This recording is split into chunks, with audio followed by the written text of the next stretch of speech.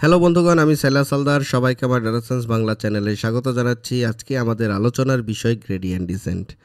বিগত ক্লাসে আমরা সিম্পল লিনিয়ার রিগ্রেশন এবং মাল্টিপল লিনিয়ার রিগ্রেশন নিয়ে কাজ করেছি। আজকে আমরা গ্রেডিয়েন্ট ডিসেন্ট নিয়ে আলোচনা করব, কেননা গ্রেডিয়েন্ট ডিসেন্টটা হচ্ছে ডিপ লার্নিংয়ের ব্যাকবোন এবং বিভিন্ন অ্যালগোরিদমকে সাজাতে গিয়ে আমার গ্রেডিয়েন্ট ডিসেন্ট কোনো না কোনোভাবে ভূমিকা পালন করবে। তো গ্রেডিয়েন্ট ডিসেন্টটা কি? গ্রেডিয়েন্ট ডিসেন্ট একটি অপটিমাইজিং অ্যালগোরিদম।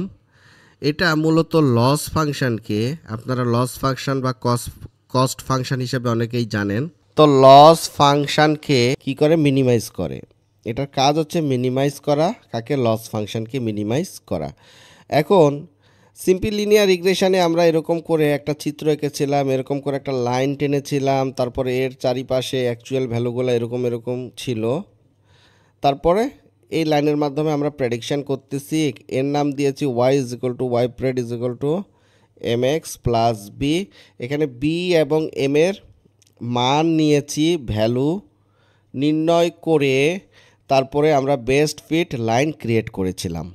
ঠিক আছে, মাল্টিপল লিনিয়ার রিগ্রেশনও সেম কাজই করি। তো এখন আমি বলেছিলাম লিনিয়ার রিগ্রেশনকে দুইভাবে প্রকাশ করা যায়। একটা হচ্ছে ওয়েলেস সিস্টেমে, আর একটা হচ্ছে গিয়া গ্রেডিয়েন্ট ডিসেন্ট। দুইভাবে ব্যাখ্যা দেওয়া যায়। তো যেহেতু সাইকিট লার্ন ওয়েলেস সিস্টেমকে সাপোর্ট করে, সেজন্য ওয়েলেস দিয়ে আমরা সেটা পরীক্ষা করে দেখেছি এবং ফলাফল ভালো পেয়েছি। গ্রেডিয়েন্ট ডিসেন্টের মাধ্যমেও করা যায়, কিন্তু আপনি আমাকে প্রশ্ন করতে পারেন যে ওয়েলেস দিয়ে হচ্ছে কেন, আপনি গ্রেডিয়েন্ট ডিসেন্ট নিয়ে মাতামাতি করতেছেন। এখানে গ্রেডিয়েন্ট ডিসেন্ট নিয়ে মাতামাতি করার উদ্দেশ্যই হচ্ছে প্রতিটা জায়গায়, প্রত্যেকটা অ্যালগোরিদমে মোটামুটি গ্রেডিয়েন্ট ডিসেন্ট আমাদের হেল্প করবে ইন ফিউচারে। যখন আমরা ডিপ লার্নিং করব, যখন আমরা বড় বড় প্রোগ্রামিং করব, তখন কিন্তু আমার গ্রেডিয়েন্ট ডিসেন্টের গুরুত্বপূর্ণ ভূমিকা রয়েছে। সেজন্য গ্রেডিয়েন্ট ডিসেন্ট কীভাবে কাজ করতে পারে সেটা আমাকে আগে বুঝতে হবে। ওয়েলেস আমার লিনিয়ার রিগ্রেশনের জন্য পারফেক্টলি কাজ করতেছে, ওকে, কিন্তু গ্রেডিয়েন্ট ডিসেন্ট যেহেতু প্রতিটা জায়গায় লাগবে, সেজন্য এই রিগ্রেশন দিয়েই আমাকে গ্রেডিয়েন্ট ডিসেন্টটা শিখতে হবে। তো গ্রেডিয়েন্ট ডিসেন্টটা কীভাবে কাজ করে সেটা আমরা এখন বুঝব। তো আপনারা যখন সিম্পল লিনিয়ার রিগ্রেশন করেছেন তখন ইরর বা লস ফাংশন এরকমটা পেয়েছেন, Y minus Y pred whole square. এখানে সামেশন আসছিল I is equal to 1n। তো এই জায়গায় বন্ধুগণ খেয়াল করেন, আমি কিন্তু এখানে 1/n দেইনি। এখানে এটার উপর বেস করে এখান থেকেই আমি এম ক্যালকুলেশন করেছি। এম এর ভ্যালু আমরা পেয়েছিলাম, তাই না? এম এর ভ্যালুটা আপনারা জানেন, এম এর যে সূত্র বা ফর্মুলা আপনারা অবশ্যই জানেন। যদি না জেনে থাকেন আমার আগের ভিডিওগুলো দেখবেন, তাহলে এই জিনিসটা বের করে ফেলতে পারবেন। তো এম এর ফর্মুলা আমরা এই ইরর ফাংশন থেকে বের করেছিলাম। তারপরে বি এর ফর্মুলাও আমরা পেয়েছিলাম, Y is equal to M X plus B থেকে আমরা বি এর ফর্মুলাটাও আমরা মোটামুটি বের করে ফেলেছিলাম। তো এখন বন্ধুগণ আমাদের গ্রেডিয়েন্ট ডিসেন্ট বের করতে হবে। আজকে আমাদের আলোচনার টপিকটা হচ্ছে গ্রেডিয়েন্ট ডিসেন্ট। তো গ্রেডিয়েন্ট ডিসেন্টকে আমরা প্রকাশ করতে পারি, বা গ্রেডিয়েন্ট ডিসেন্টকে কীভাবে আমরা অ্যানালাইসিস করব সেটা নিয়ে আজকে আলোচনা। তো গ্রেডিয়েন্ট ডিসেন্টের কয়েকটা ধাপ আমাদের ফলো রাখতে হবে। প্রথম ধাপে স্টেপ 1-এ আমাকে বের করতে হবে Y is equal to M X plus B. তাহলে এখানে Y is equal to M X plus B, এখানে কী কাজ করতেছি? সর্বপ্রথম আমি এই জায়গাটায় প্রেডিকশান করতেছি। সর্বপ্রথম আমার কাজ কি? প্রেডিকশান করা বা প্রেডিক্টেড ভ্যালু বের করা। তার সর্বপ্রথম আমি প্রেডিক্টেড ভ্যালু বের করেছি। এরপর স্টেপ নাম্বার 2 নাম্বার স্টেপে আমি কি করব?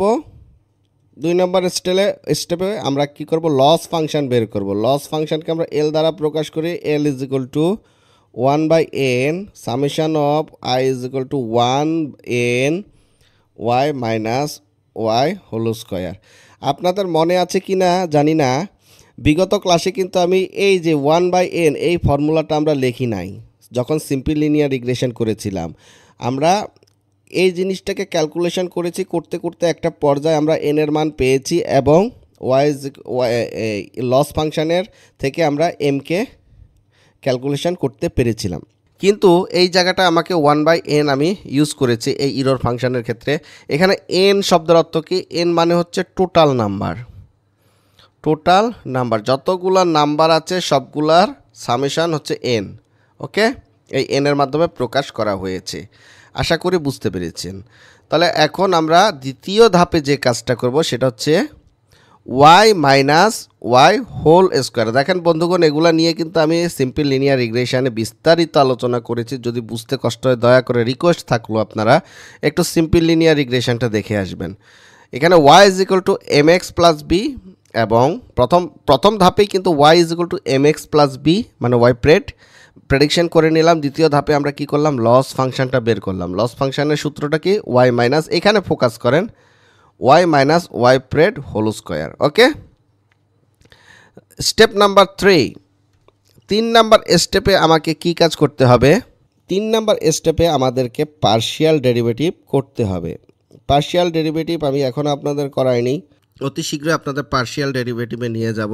এই পার্শিয়াল ডেরিভেটিভে আমার এম অ্যান্ড বি এই দুইটার সাপেক্ষে পার্শিয়াল ডেরিভেটিভ করে এম এবং বি এর ভ্যালু নির্ণয় করতে হবে। এটা হচ্ছে স্টেপ নাম্বার 3 নাম্বার স্টেপে আমরা পার্শিয়াল ডেরিভেটিভ করতেছি।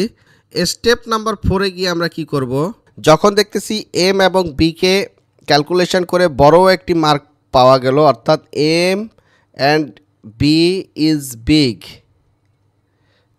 ভ্যালু, তখন কি করলাম, আমরা চিন্তা করলাম যে কারণ হচ্ছে কি এই যে ধরেন এরকম রয়েছে, যদি এরকম করে এই মিনিমায় আসার কথা, ডেটা পয়েন্ট এই মিনিমায় আসার কথা, এখানে এসে স্থগিত হওয়ার কথা, কিন্তু দুঃখের বিষয় এখান থেকে শুরু করেছি লাভ দিয়ে, এখানে চলে আসলো, ওখানে চলে গেল, ওখানে চলে গেল, ওখানে চলে গেল, কখনো মিনিমায় পৌঁছাইলো না। তাহলে একটা ঝামেলা না? তার মানে ভ্যালুগুলো বড় বড় সৃষ্টি হয়েছে। আমাদের এটাকে আমাদের কাজটা কি এখানে বলে দিয়েছি যে লস ফাংশনকে মিনিমাইজ করা, লস ফাংশনকে বড় রাখা যাবে না, মিনিমাইজ করতে হবে। তো স্টেপ নাম্বার 4-এ যখন আমরা পার্শিয়াল ডেরিভেটিভ করে এম এবং বি এর ভ্যালু বড় পেয়েছি, তখন তাকে মিনিমাইজ করার জন্য আমাকে একটা কাজ করতে হবে। সেটা হচ্ছে এম এর জন্য M minus alpha DL by DM এবং বি এর জন্য B minus alpha DL by DB. এই জিনিসটা আমাকে ক্যালকুলেশন করতে হবে। এটাকে আমরা বলবো এম অ্যান্ড বি আপডেট, অর্থাৎ এখানে এম এবং বি এর ভ্যালু আপডেট করা হচ্ছে। এখানে আপনারা দেখতেছেন একটা জিনিস গুণ করা হয়েছে আলফা, বা অনেকে ছোট হাতের এল লিখে থাকেন, বিভিন্ন জায়গায় বিভিন্নজন বিভিন্নভাবে এটাকে ব্যাখ্যা করেন।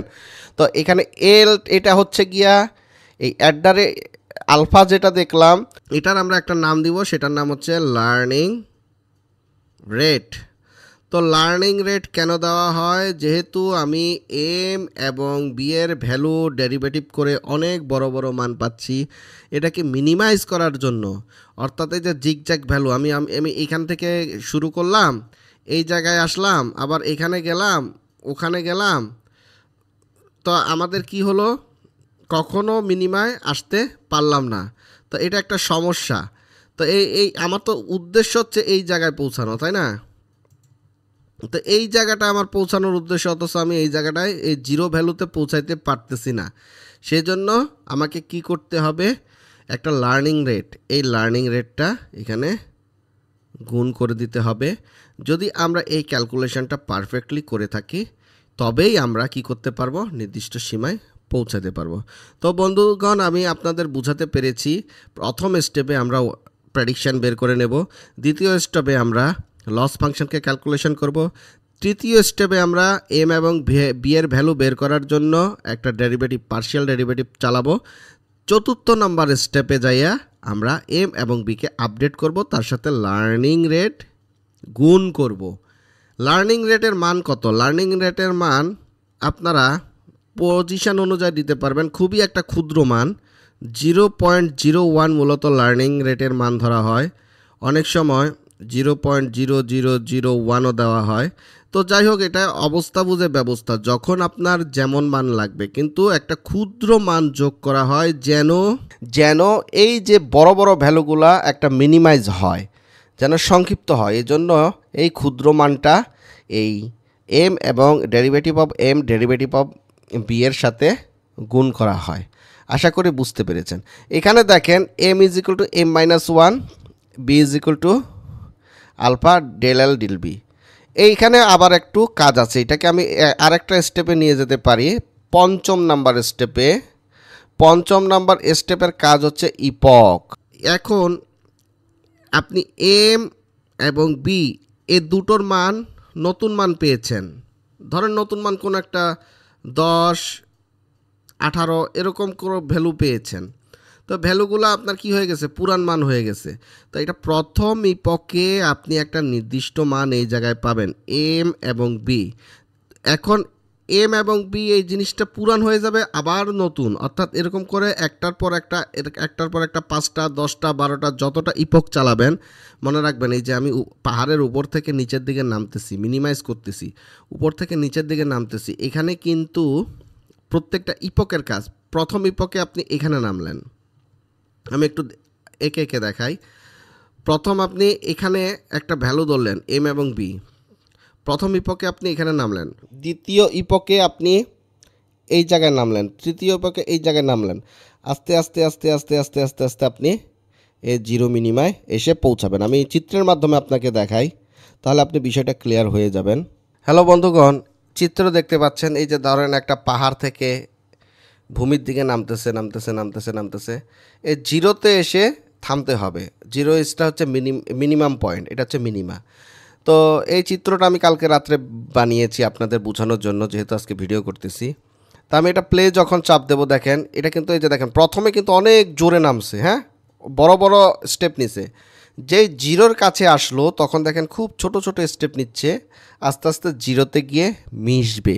অর্থাৎ আমাদের প্রধান লক্ষ্য এই জিরোতে আসা। তাহলে প্রথমে এম এর ভ্যালু অনেক বড় নিয়ে এত দূর চলে আসলো, তারপরে বড় নিয়ে এত দূর আসলো, তারপরে এত দূরে আসলো, আস্তে আস্তে আস্তে আস্তে আস্তে আস্তে আস্তে এখানে এসে পৌঁছাচ্ছে। তো এইভাবে যে এখানে আসতেছে, এটার জন্য তো আমাকে কিছু কাজ করতে হচ্ছে। ওই কাজটাই আমি এতক্ষণ ধরে আপনাদের বোঝাচ্ছি। সেই কাজটাই হচ্ছে এই ইপকের কাজ। প্রথম ইপকে উপর থেকে এক লাফে এই জায়গায় আসছে, দ্বিতীয় ইপকে এখানে, তৃতীয় ইপকে এখানে, চতুর্থ পঞ্চম আস্তে আস্তে আস্তে আস্তে এখানে। এখন যতটা ইপক আপনি এমন এমন ইপক সিলেক্ট করতে পারেন, যে ইপকের কারণে দেখা গেল এক লাফে এখানে আসলো, ওখানে চলে গেল, ওখানে চলে গেল, আপনার নির্দিষ্ট মিনিমায় পৌঁছাইতেই পারলো না, কোনো দিনই পৌঁছাইতে পারেনি। কিন্তু আপনি যখন পারফেক্ট ইপক নিবেন, অর্থাৎ ইপক যদি আপনি 50টা নেন, 50টা ইপকে যদি এই জায়গাটায় যদি এসে পৌঁছাইতে পারে, সেক্ষেত্রে কিন্তু আপনি বলবেন যে এটা নির্দিষ্ট জায়গায় এসে পৌঁছাইছে। তো আমরা আরও একটা চিত্র দেখি। নিচে কিন্তু এই যে দেখেন ইপক যাচ্ছে 11, 12, 13, 14, 15, 21, 22, 23, 25, 26। এখনও কিন্তু পারফেক্ট জায়গায় আসে নাই, এখনও ইপক রানিং, দেখছেন ইপক কিন্তু রানিং।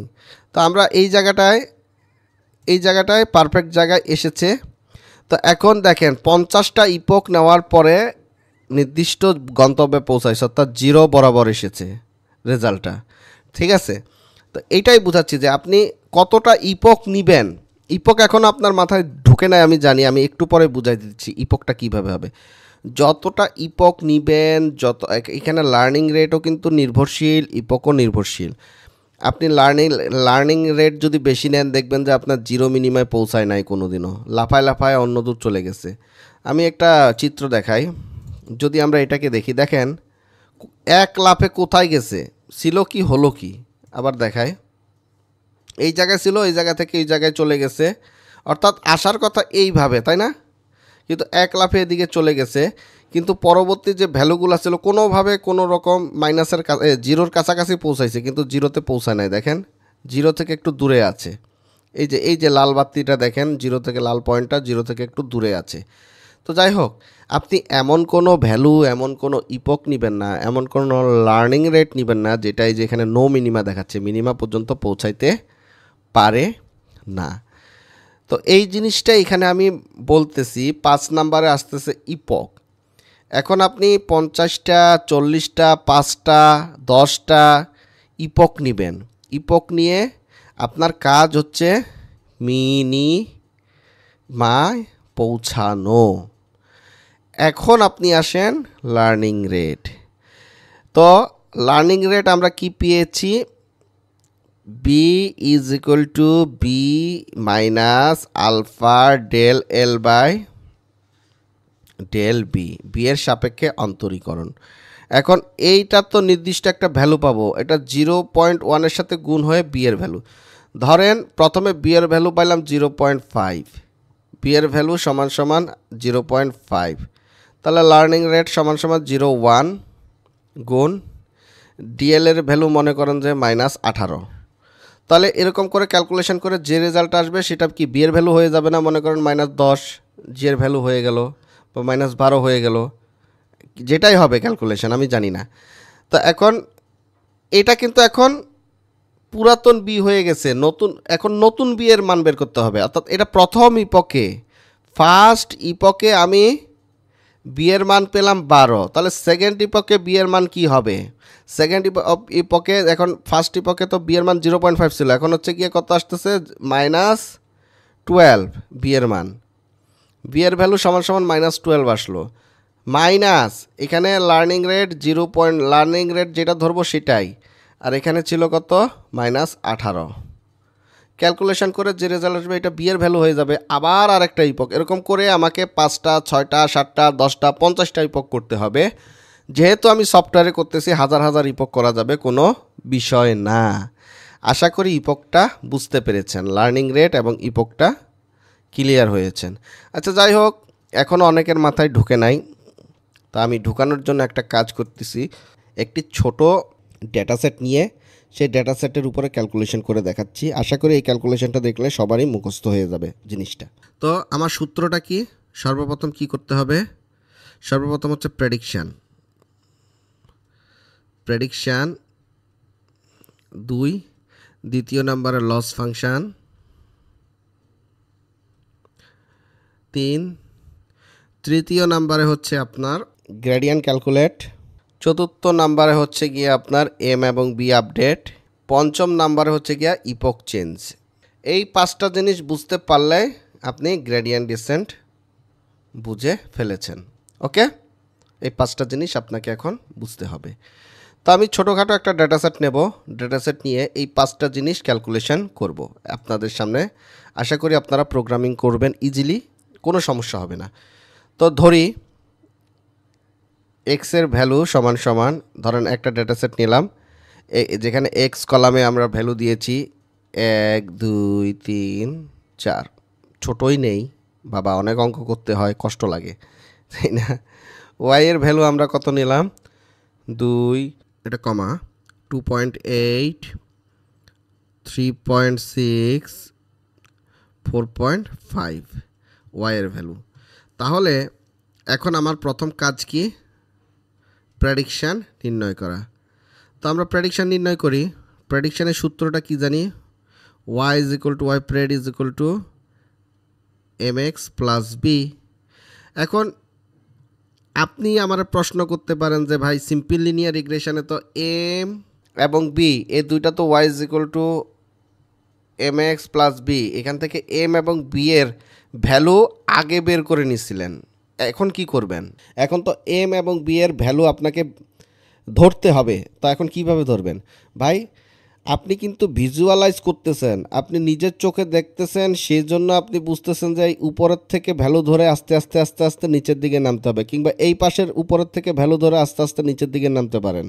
ঠিক আছে, হয় আপনার এদিকে নামতে হবে, নয় এদিকে নামতে হবে, এরকম। তো আপনার চোখ আছে, আপনি ভিজুয়ালাইজ করতে পারতেছেন, কিন্তু প্রোগ্রামিং তো ভাই অন্ধ, সে কিভাবে বুঝবে?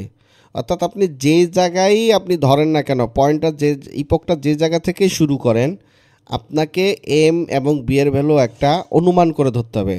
অনেকে 0 থেকে ধরে, তো আমি 0.5 থেকে ধরতেছি। যেখান থেকে ধরে ক্যালকুলেশন ইজি হবে সেখান থেকে আপনারা ধরবেন। এখন আমি ধরে নিচ্ছি let M is equal to 0.5 and B is equal to 0.5। এখানে 0 ধরেও আপনি করতে পারেন, অর্থাৎ 0 থেকে শুরু করেও আপনি করতে পারেন। যেহেতু এম এবং বি এর ভ্যালু আমরা জানি না, সেজন্য আমরা 0.5 ধরেছি।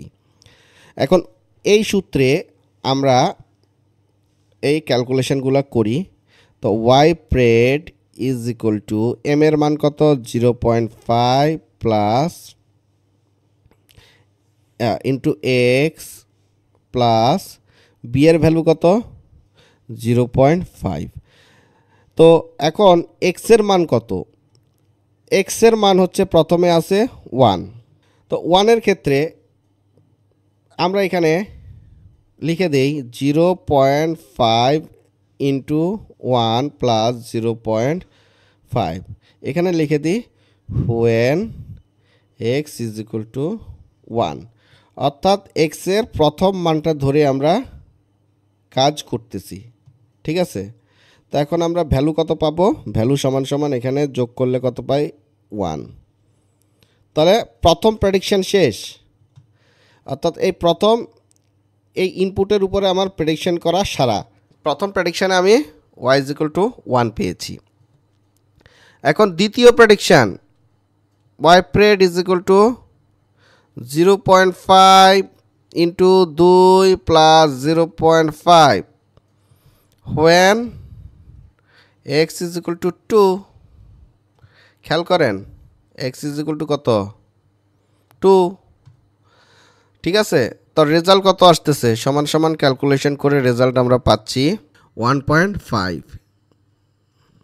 তো আমরা এখানে 1 এবং 2 এর প্রেডিকশন করেছি, তাহলে 3 এবং 4 এর প্রেডিকশন করলে y pred is equal to 2 when x is equal two 3, y pred is equal two 2.5 when s is equal two 4। আশা করি বুঝতে পেরেছেন।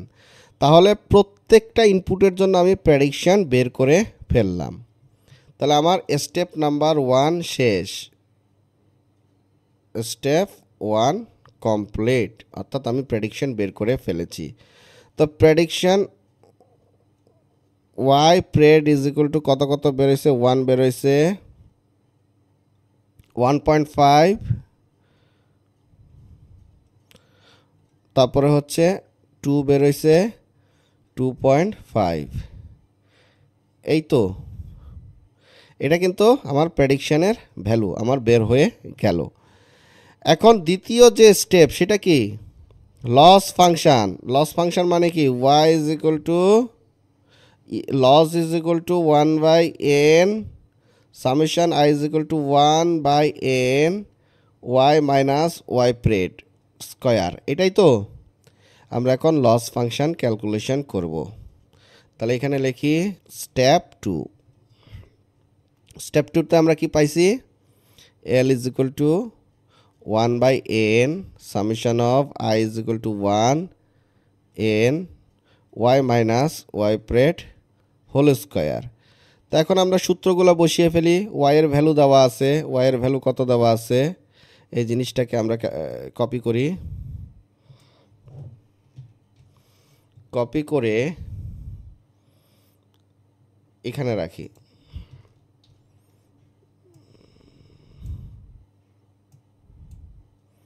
হ্যাঁ, এই জায়গাটায় রাখি।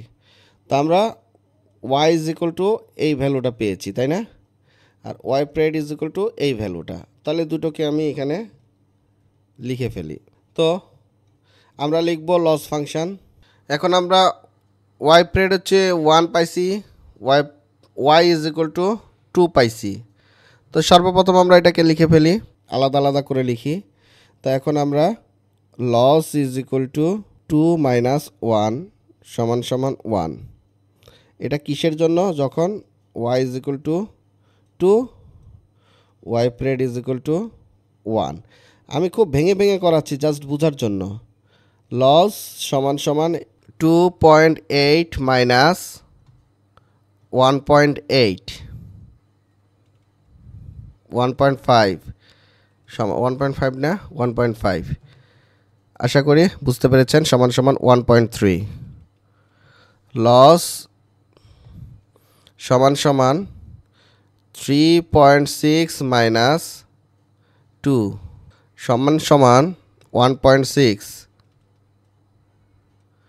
যখন y is equal two 3.6 and y pred is equal to 2 আবার লিখি y is equal to 2.8 y pred is equal to 1.5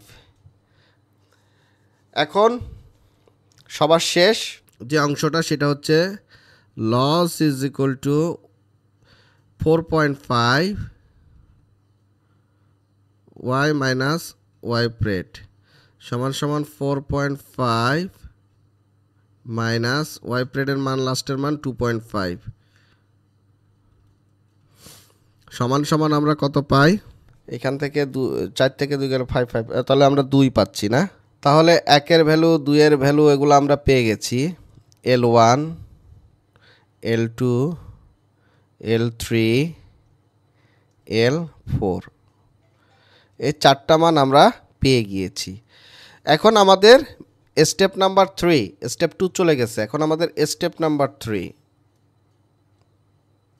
step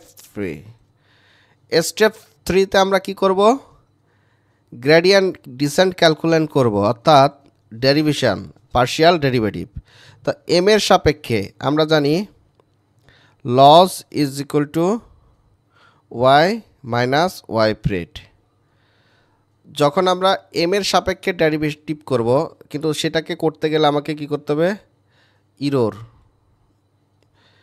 is equal to y minus mx plus b এরকম লেখা যায় না এইভাবে তো লেখা যায় তাই না এখন এই জিনিসটাকে যদি m এর সাপেক্ষে ডেরিভেটিভ করি এই জিনিসটা আমি আপনাদের করিয়েছিলাম m এর সাপেক্ষে ডেল e বা del l by del m তাহলে আমরা পাই কিন্তু মাইনাস এক্স ঠিক আছে 2x মাইনাস 2x কি পাবো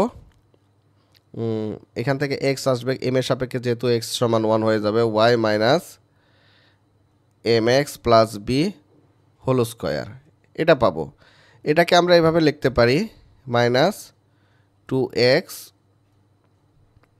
y minus y whole square অর্থাৎ এই জিনিসটাকে আবার আমি y প্রেট বানায় দিছি ওকে এবং সেমভাবে যখন b এর সাপেক্ষে আমরা ক্যালকুলেশন করব তখন আমরা পাবো minus 2 y minus y প্রেট whole square ওকে এখানে x থাকবে m এর সাপেক্ষে x থাকবে আর b এর সাপেক্ষে x থাকবে না অর্থাৎ এই জিনিসটাকে আবার আমি y প্রেট বানায় দিছি যায় কিনা বলুন mx plus b y প্রেট is equal to mx plus b করা যায় না করা যায় তো এখন আমরা কি করব গ্রেডিয়েন্ট ডিসেন্ট বের করব স্টেপ 3 মানে হচ্ছে গ্রেডিয়েন্ট ডিসেন্ট তো m এর সূত্র আমরা কি পেয়েছি ডেল l বাই ডেল ই দিতে পারেন ডেল এম দিতে পারেন যেহেতু লস ফাংশন নিয়ে কথা বলতেছি ডেল এল দিলাম del L by minus 2 by M করা যায় না নট এম এটা হবে এন 2 বাই এন খেয়াল করেন একটু আমি একটু আপনাদের শুরুতে নিয়ে যাচ্ছি এখানে দেখেন লস ফাংশন সমান সমান 1 বাই এন বলেছিলাম এখানে এন কিন্তু বিদ্যমান রয়েছে প্রত্যেকটা জায়গায় প্রত্যেকটা টোটাল নাম্বারকে আমি এন হিসেবে ব্যাখ্যা করেছি এই এনটা আছে কিন্তু সেটা দৃশ্যমান নয় কিন্তু এখানে ধরে নিতে হবে এনটা আছে তো এখন যখন y মাইনাস y প্রেট এখানে y প্রেট is equal to mx plus b লিখেছি যেটা যখন আমি m এর সাপেক্ষে ডেরিভেটিভ করেছি তখন দুইটা এখানে চলে আসছে যেহেতু চেইন রুল লাগাইছি এক্স মাইনাস চিহ্ন এখানে চলে আসবে তাই না এই জায়গাটায় ওই কাজটাই করেছি যদি বুঝতে না পারেন আমাকে দয়া করে কমেন্টে প্রশ্ন করবেন আমি প্রয়োজনে আবার সুন্দর করে বুঝিয়ে দেব তো এখন দেখেন এই জায়গাটা কেমন হচ্ছে minus X Y minus Y pred whole square এটা কি লেখা যায় কি না বলেন দেখেন মাইনাস 2 সরি এখানে স্কোয়ার থাকবে না মাইনাস 2টা এখানে চলে আসছে মাইনাস 2 যেহেতু চলে আসছে সেহেতু আমাদের স্কোয়ারের কোনো কাজ নেই আশা করি বুঝতে পেরেছেন এখানে 2 বাই এন চলে আসছে আর এক্স মাইনাস এক্সটা এই জায়গায় আসছে আর এখানে ভ্যালুটা আমরা এভাবে বসিয়ে দিয়েছি। তো যেটা বলতেছিলাম আমরা এম এর সাপেক্ষে এখন ডেরিভেটিভ করব। এখানে তো মাইনাস থাকে না, মাইনাস তো বাইরে নিয়ে চলে আসছি, তাই না? মাইনাস বাইরে নিয়ে চলে আসছি। ওকে, সুন্দর হয়েছে, গুড। তো দেখেন আমরা পেয়েছি 2/n X into Y minus Y pred square আমরা নেই, স্কোয়ার আমরা কেটে ফেলেছি। তো এখন এটাকে যদি আমরা ক্যালকুলেশন করি, আমি একটু সুন্দর করে আগে লিখে নিই, -2/n X into Y minus Y pred, এতটুকুই। হ্যাঁ, এতটুকুই। তো এখন আমরা এটাকে যদি ক্যালকুলেশন করি, -2, নাম্বার সংখ্যা কয়টা? নাম্বার সংখ্যা হয়েছে 1টা 2টো 3টে 4টা নাম্বার সংখ্যা। তো এখানে নিচে কত আসবে? 4। Summation of i is equal to 1, উপরে থাকবে 4। এখন এক্স এর ভ্যালু সর্বপ্রথম আমরা কত পাইছি? আচ্ছা, এক্স এর ভ্যালু আমরা না দেই, আমরা ভেঙে ভেঙে লিখব ওয়াই প্রেড। এতই তো, ঠিক আছে, গুড। এখন আমরা এক্স এর প্রথম ভ্যালু আমরা এই জিনিসটাকে কপি করে নিয়ে আসি। এখন জিনিসটাকে আমরা এভাবে লিখতে পারি না, সমান সমান -2/4, এক্স এর ভ্যালু প্রথমে 1 নিলাম, 1, এই যে এই প্রথম 1টা নিলাম, হ্যাঁ 1, তাহলে ওয়াই মাইনাস ওয়াই প্রেড, এটা কত বেরোইছে? এক্সের সাথে তো কোন অবস্থায় প্রথম ওয়াই মাইনাস ওয়াই প্রেড, তাহলে ওয়াই মাইনাস ওয়াই প্রেড কি আমরা কোথাও বের করেছি? লস ফাংশন, লস ফাংশন বের করেছি। প্রথম লস ফাংশন সমান সমান আমার আসছে 1, ওয়াই মাইনাস ওয়াই প্রেড সমান কত আসছে? 1, প্রথম লস ফাংশন। হ্যাঁ, প্রথম লস ফাংশন এখানে আমরা কি করে দেব? গুণ করে দেব, প্লাস দ্বিতীয় এক্স এর ভ্যালু কত? দ্বিতীয় এক্স এর ভ্যালু 2 গুণ দ্বিতীয় নাম্বার ভ্যালু কত? লস ফাংশন দ্বিতীয় নাম্বার কত বেরোইছে? 1.3 প্লাস 3 কত? তৃতীয় নাম্বার কত বেরোইছে? 1.6 প্লাস চতুর্থ নাম্বার কত বেরোইছে? 4 ইন্টু 2। এই তো প্রতিটা জায়গার সাথে এভাবে গুণ করে আমরা যে রেজাল্টটা পাবো সেটা হচ্ছে -8.2। তাহলে এটা ইপক নাম্বার 1-এ স্টেপ 3 পর্যন্ত গিয়েছি, তাও মাত্র ডেরিভেটিভস অফ এম বের করেছি। এখন ডেরিভেটিভস অফ বি বের করতে গেলে আমরা কিভাবে পাবো? Del L by del B সমান সমান আমরা কি পাচ্ছি? -2/4, যেহেতু ভ্যালু 4 পর্যন্ত আছে, summation i is equal to 1, উপরে থাকবে 4। এখন আমরা পাবো ওয়াই মাইনাস ওয়াই প্রেড, এতটুকুই। হ্যাঁ, এখানে এক্স এর কোনো ভ্যালু থাকে না। তো এটার ভ্যালুগুলো পরপর বসিয়ে দিলে আমার আনসার পেয়ে যাব। তো আমি এটা নিয়ে এত ঝামেলা করতেছি না, আমি সরাসরি আনসারটা বসিয়ে দিই, আপনারা ক্যালকুলেশন করে দেখবেন। 2.95 এটা হচ্ছে গিয়া আনসার। তাহলে আমরা বি এর আনসার পেয়ে গেলাম ডেরিভেটিভ করে এত, এবং এম এর আনসার পেয়ে গেলাম ডেরিভেটিভ করে এত। কিন্তু এটা পর্যাপ্ত আনসার? এটাই কি আনসার? না, এখন আমাদের এম এবং চতুর্থ নাম্বার স্টেপে আমাদের এম এবং বিকে আপডেট করতে হবে। এই যে দেখেন, এম এবং বিকে আপডেট করতে হবে, নাম্বার চতুর্থ। তো 4 number step number 4। Step number 4-এ আমাদের কি করতে হবে? এমকে আপডেট করতে হবে। তো এম এর ভ্যালু আমরা জানি 0.5। সুতরাং সূত্রটা আমরা কি জানি? M is equal to M minus learning rate del L by del M. এখন এম এর ভ্যালু আমরা কত ধরছি? 0.5। আমরা 0.5 থেকে শুরু করেছি, ইচ্ছা করলে 0 থেকে শুরু করতাম। হ্যাঁ, মাইনাস লার্নিং রেট আমরা ধরি 0.1। এটা আপনি 0.1 ধরতে পারেন, 0.001 ধরতে পারেন, সেটা কোনো বিষয় না, যেভাবে ক্যালকুলেশনটা পারফেক্ট হবে। অর্থাৎ ছোট একটা নাম্বার ধরতে হবে, যে কোনো একটা ছোট নাম্বার। তো এখন del L by del M কত বেরোচ্ছে? -8.2 -8.2, এই তো 8.2। এখন এটাকে ক্যালকুলেশন করে আমরা পাই 0.582। এটাই আমরা পেয়েছি। তারপর স্টেপ নাম্বার 4 গেল, কি গেল? এম গেল। এখন বি বের করতে হবে। বি সমান সমান B minus learning rate del L by del B সমান সমান বি এর ভ্যালু কত পেয়েছি? Minus 2.95 minus 2. সরি, এটা তো এই নাম্বার না, বি এর ভ্যালু ধরি, let B is equal to 0.5, তাহলে 0.5 মাইনাস 0.01 গুণ 0.2 0.95 2.95 মাইনাস, এটাকে ক্যালকুলেশন করলে আমরা পাই 0.5295। এটা হচ্ছে গিয়া বি এর মান। তাহলে আমরা বি এর একটা মান পেলাম, এম এর একটা মান পেলাম। ইপক নাম্বার কত? ইপক নাম্বার 1।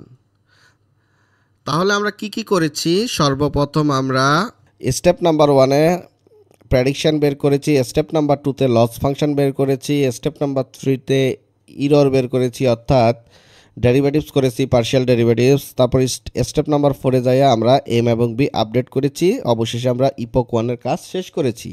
এখন আমরা কাজ করব ইপক 2। ইপক 2, তো ইপক 2-তে এম এর ভ্যালু কত হবে? আমরা তো ইপক 1-এ এম এবং বি এর মান আন্দাজে ধরছি 0.5, তাই না? ইপক 2-তে গিয়ে আমরা একটা নির্দিষ্ট ভ্যালু পেয়েছি এম এর, সেটা হচ্ছে কত? 0.582। তো এখন আমার ইপক দ্বিতীয়র সূত্র হচ্ছে old M minus learning rate del L by del M. তো ওল্ড এম কত? ওল্ড এম সমান সমান 0.582 মাইনাস 0.01 গুণ আপনার এই del M by del L by del M এর মান যেটা বের হবে সেটাই। ওকে, আবার বি এর মানও সেম। বি এর কত ভ্যালু বের হয়েছে? 0.5295 মাইনাস 0.01 গুণ বি এর যে ভ্যালুটা আছে, অর্থাৎ আপডেট করার পরে যে ভ্যালু পাওয়া গেছে সেটা। ওকে, এরকম করে কন্টিনিউ আপনি যতগুলা ইপক চালাবেন অতগুলা চলতে থাকবে।